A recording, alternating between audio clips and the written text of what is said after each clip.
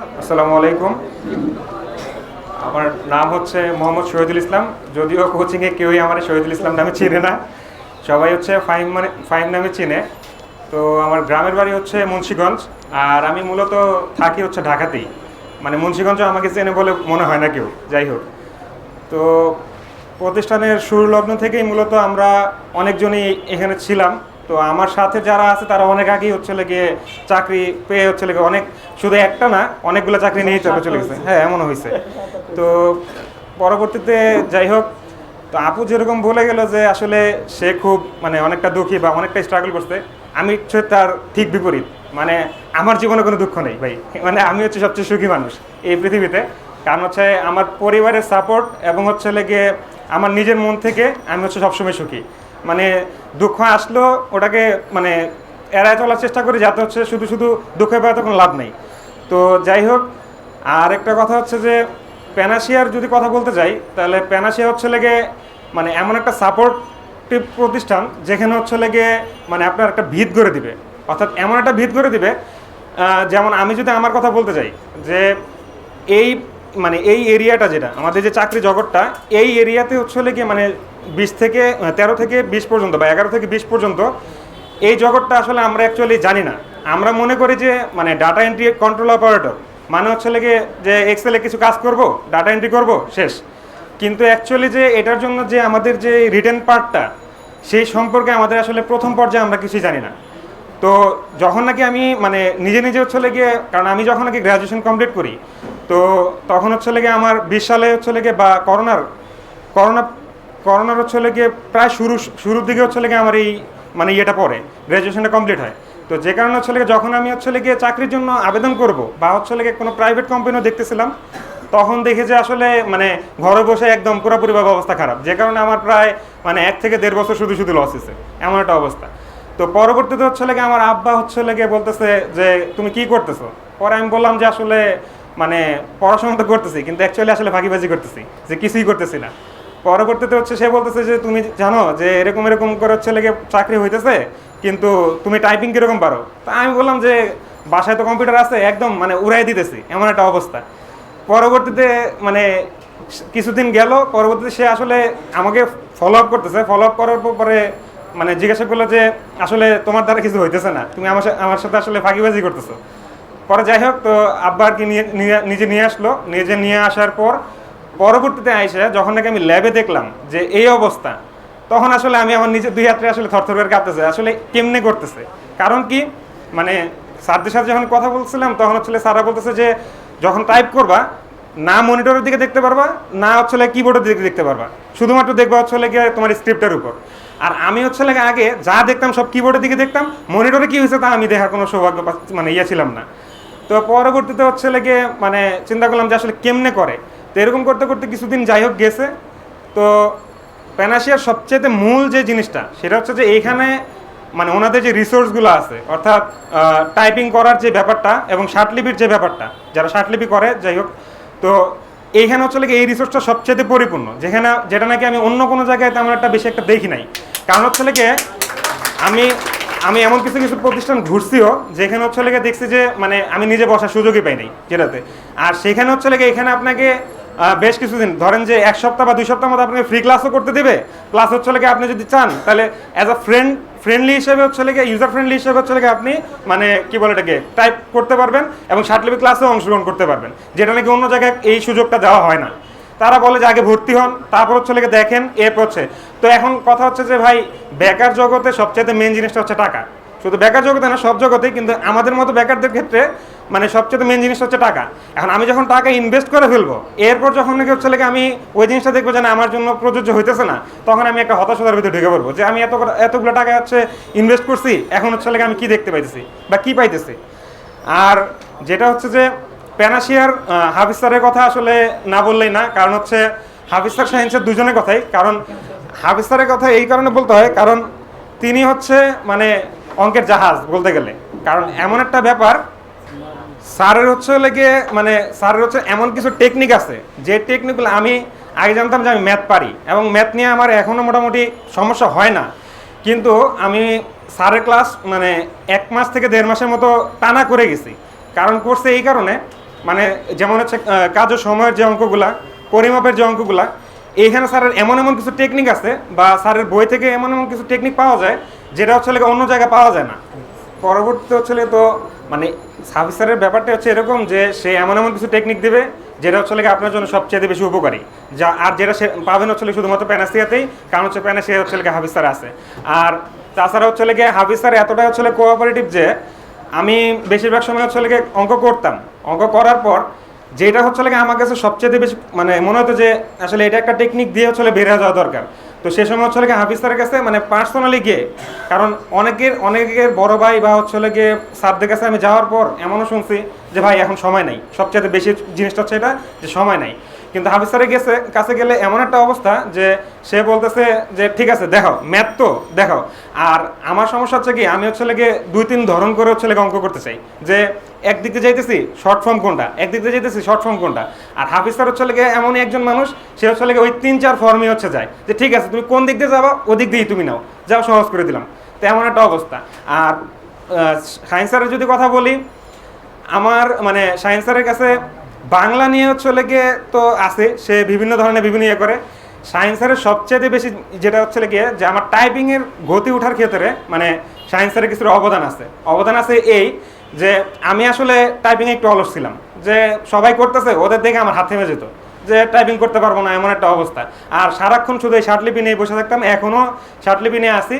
তো পরবর্তীতে হচ্ছে গিয়ে সায়েন্স স্যার দেখা হলেই খালি বলতো আজকে টাইপিং করছো, তো ফার্স্টে বলতাম স্যার করছি।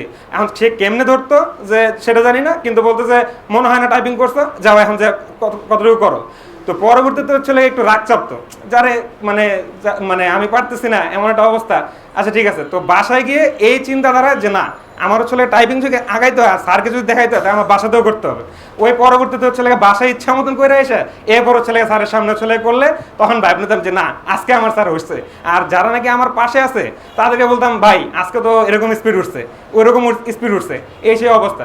তো টাইপিংয়ের আগানোর ক্ষেত্রে মোটামুটি সায়েন্স স্যারের আমার মানে বেশ অবদান আছে। আর যদি সব কিছুতে আমি যদি প্যানাসিয়াতে বলতে চাই, আসলে ভাই মানে রূপ দেখে লাভ নাই, আপু যেটা একটু আগে বলে গেছে যে রূপ দেখে লাভ নাই, আপনার নিজেরটা আপনার নিজেরই করতে হবে। সুতরাং আপনি যদি এখন চিন্তা করেন যে মানে এই স্যার চলে গেছে, ওই স্যার আসতেছে, সে পড়ায় না ভালো, পড়ায় ভাই সবাই ভালো, কিন্তু জিনিসটা হচ্ছে যে আপনার মাথায় আপনি কি নেবেন সেটা হচ্ছে আপনার ব্যাপার, যে আপনি কতটুকু নিতে পারতেছেন। এখন আপনি যদি হচ্ছে মানে হতাশাতে ঢুকে যান যে এই বই দেখতেছি ওই বই দেখতেছি, আমাদের ভিতরে সবচাইতে বেশি খারাপ জিনিসটা হচ্ছে ভাই আমরা অতিরিক্ত রেফারেন্স খুঁজি। মানে এত বই পড়ি ভাই, মানে মাথা পুরো হচ্ছে হজবরল হয়ে যায়, যে মানে আমরা মনে করি যে আজকে এই বইটা ছাড়ছে বাজারে ওইটাই কিনতে হবে, সাথে সাথে ওই বইটা ছাড়ছে ওইটাই কিনতে হবে, যে কারণে এত বই নিয়ে আমরা দেখা যাচ্ছে শেষ পর্যন্ত একটা বইও কমপ্লিট করি না, যেটা হচ্ছে আমাদের সবচেয়ে বড় সমস্যা। তো আমি মূলত হচ্ছে একদম প্রথম থেকেই হাফিজ স্যার যখন থেকে হচ্ছে এই মানে ওনার গণিত বইটা আর কি রিলিজ করছে, ওই দিন থেকে এই হাফিজ স্যারের বইটাই শুধুমাত্র ম্যাথের জন্য অ্যাজ আ রেফারেন্স হিসেবে নেই, এছাড়া পারলে পারবো, না পারলে কিছু করার নেই। মানে হাফিজ স্যারের প্যানাসিয়ার বই মানে হচ্ছে আমার গণিত বই, এছাড়া আর আমার কোনো বই নেই। অনেকে হয়তো 9-10 বই ইউজ করে ইয়ে করে, কিন্তু আমি এত কিছু করি না, কারণ আমি যেহেতু স্টুডেন্ট পড়াই মানে ইন্টারমিডিয়েট থেকে হচ্ছে 5-6 পর্যন্ত, তো আমি জানি যে কোন ম্যাথগুলা কোন বই হচ্ছে কিসে আছে। তো এই 5 থেকে 10 পর্যন্ত যে ম্যাথগুলো আছে মোটামুটি হাফিজ স্যারের বইয়ে যে প্যানাসিয়ার যে আমাদের বইটা আছে ওই বই হচ্ছে পুরোপুরিভাবে দেওয়া আছে। আর বাংলার ক্ষেত্রে তো হচ্ছে আসলে বাংলা সাধারণ জ্ঞান এগুলা যদি বলতে চাই তাহলে তো হচ্ছে এগুলো হচ্ছে মানে যত দিন যাইতেছে তত হচ্ছে বাড়তেই আছে, বিভিন্ন নিয়ম চেঞ্জ হয় বিভিন্ন। তো সেই ক্ষেত্রে হচ্ছে আমাদের সায়েন্সের যে বইটা আছে ওটা তো মানে দেখলেই তো আমার মাঝে মধ্যে ভয় লাগে যে এটা শেষ করবো কেমনে। যাই হোক, কিন্তু এটার ভিতর যা আছে ওইটা পড়লেই আমাদের মূলত হচ্ছে পুরোপুরিভাবে শেষ। আর লাস্ট মানে শেষ কথাগুলো হচ্ছে ভাই যে 5টা নিয়ম যদি মোটামুটি আমরা শেষ করতে পারি তাহলে মনে করেন যে আশা করি এই চাকরি জগতে হয়তো মানে আমার রিয়েলাইজেশন হচ্ছে এটা এক একজনের এক এক টেকনিক থাকতে পারে। মানে সেটা হচ্ছে যে প্রথমত ভাই নামাজ আমাদের ঠিক রাখতে হবে। আমরা যদি নামাজ পড়ি, কারণ ওই এক আল্লাহ ছাড়া আমাদের আর কেউ চাকরি দিতে পারবে না, এটা হচ্ছে সবচেয়ে বড় জিনিস, আমরা যতই কিছু করি। আর 2 নম্বর কথা হচ্ছে যে আমি যেটা দেখছি, আমি এখন পর্যন্ত যদিও সায়েন্স স্যার জানে না বা এটে, সেই ক্ষেত্রে আমি এখন পর্যন্ত আমার এইটা হচ্ছে আমার 17 নম্বর ভাইবা। এর আগে আমি প্রায় 16টা ভাইবা হচ্ছে করছি, কিন্তু আমি মানে ভাইবার কথা কারো শোনাই নাই এই কারণে আমার নিজের কাছে মনে হয় কি মানে আমার চেহারা দেখলে ভাইবা বোর্ডে মানে আমার কেউ পছন্দ করে না, এমন একটা অবস্থা। তো পরবর্তীতে হচ্ছে লাগে আমি মানে শাহিন স্যারের এসে বলছি যে স্যার মানে আসলে আমার তো হইতেছে না, ভাইবা বোর্ডে গেলেই হচ্ছে লাগে মানে মানে এমন একটা ভাবসাব যে দূর দূর করে তাড়ায় দেয়, এমন একটা অবস্থা, মানে কেমন জানি করে এটা জানি না। পরে স্যার বলতেছে যে আসলে কোনো কিছুই না, একটা জিনিস হচ্ছে সেটা হচ্ছে তোমার মার্ক উঠতেছে না, সেটা হচ্ছে আসল কথা। তোমার যদি মার্ক উঠে, তোমার চেহারা হোক আর যেই হোক, তোমার হচ্ছে লাগে চাকরি হবেই, কারণ ভাইবা বোর্ডে তারা হচ্ছে লাগে অত মার্ক নিয়ে বসে থাকে না। তো এইটা হচ্ছে একটা, আর ওই ভাইবার কারণেই বলতেছি যে এই দ্বিতীয় কথা হচ্ছে যে ভাগ্য, ভাগ্য যদি আপনার সাথে থাকে কেউ আপনার চাকরি রাখতে পারবে না, সব মানে দিবেই, আপনার চাকরি হবেই। আর 3 নম্বর কথা হচ্ছে যে ভাই মানে আমরা যে বইটা পড়বো এই বইটা যেন ভাই বুঝা পড়ি। আমরা হচ্ছে অনেকেই আছি, মানে আমি মনে হয় আমার লাইফে দেখছি যে এই কোচিংয়ে যারা আছে সবার থেকে মানে সবচেয়ে কম পড়ছে আমি, মানে আমি সবচেয়ে কম পড়া এরকম একটা ভাবলি। কারণ আমি যখনই আসতাম কোচিংয়ে সবাই মনে করেন যে সেই সকাল 7টা বাজে আসছে বা 8টা বাজে আসছে, রাত 10টা 11টা এমন গেছে। আর আমি এখানে আসতাম শুধুমাত্র হচ্ছে 4টা থেকে 5টা শুধুমাত্র শার্টলিপি করার জন্য, যে শার্টলিপি শেষ বা সোনার বাংলাদেশ আমি হচ্ছে আস্তে করে বাসার দিকে দৌড়, আর কোনো কথা নেই। তো সায়েন্সের মাঝে মধ্যে মধ্যে কি ক্লাসে যাও না কেন এই সেই কাহিনী। তো যাই হোক কোনো মতো ওনারা ফাঁকি দিয়ে, অনেক ফাঁকি দিয়ে তারপর বাসা চলে যেতাম যে না আমারটা আমি দেখে নিব না। যাই হোক, আর মানে এরপর হচ্ছে লেগে আমি যদি লিখে আনছি, এরপর হচ্ছে লেগে মানে আপনি যেই বইগুলো হচ্ছে লেগে পড়বেন ওগুলোর থেকে নিজের একটা নোট তৈরি করেন। কারণ কি ভাই, মানে আপনি বিভিন্ন দিকে না যেয়ে আপনি নিজে যখন নাকি নোট করবেন, তার মানে আপনার মাথায় আছে ওই নোটটা হচ্ছে আপনার মাথায় আছে, যে ওই নোটটা যখন নাকি আপনি করবেন, আপনি পরীক্ষার আগে আপনি জানেন যে আপনার আমার মাথায় এতটুকু সেট করা আছে, এরপরে আপনার এক্সট্রা কি লাগবে। কারণ কি পরীক্ষার হলে যায়, পরীক্ষার হল এমন একটা জিনিস প্রেশারের কারণে অনেক মানে জানা জিনিস ভুল করে আসি, এই জিনিসগুলোর জন্য আমাদের মূলত চাকরিগুলো হয় না, যেটা আমার ক্ষেত্রে আমি দেখছি যে জানা জিনিসগুলো হচ্ছে লাগে আমরা পারি না। তো আরেকটা ব্যাপার হচ্ছে যে মানে ওই নোটটা হচ্ছে যদি মাথায় থাকে আর এক্সট্রা যে জিনিসগুলো, তখন হচ্ছে আপনার একটা কনফিডেন্স বিল্ড আপ হবে। কনফিডেন্সটা এরকম হবে যে আমি যদি এটা না পারি তাহলে অন্যজনও পারবে না, এমন একটা অবস্থা। আর মানে মোটামুটি ওই লেভেলটা ফিক্সড হয়ে যাবে যে আমি এখন হচ্ছে চাকরিটা পাবো মোটামুটি, মানে রিটার্নে নাম আসবে। ভাইবা পর্যন্ত যাইতে ওটা অন্য হিসাব। কারণ আর last but not the least সেটা হচ্ছে যে প্র্যাকটিক্যালটা হচ্ছে কমপ্লিট করা।